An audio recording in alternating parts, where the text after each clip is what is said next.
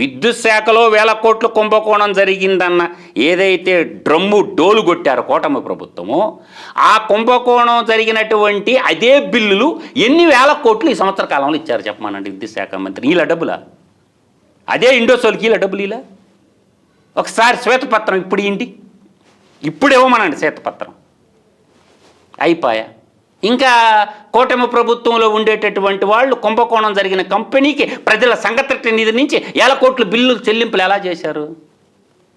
ట్రాన్స్ఫార్మర్ల కుంభకోణం జరిగిందని చెప్పి రూపాయిది 2 రూపాయలకు కొంటే పక్క రాష్ట్రాల తెలంగాణ, పక్క రాష్ట్రాల్లో ఉన్న కర్ణాటక, పక్క రాష్ట్ర తమిళనాడు, ఆ పక్కన బోర్డర్ పంచుకున్న ఒరిస్సా రాష్ట్రంతో కంపేర్ చేసుకొని ఒక 10 రూపాయలు అటో ఇటో ఉంటుంది. కానీ 100% వేరియేషన్ ఎప్పుడు ఉన్నప్పుడు దాని మీద సిట్టు ఎందుకు వేయలేదు?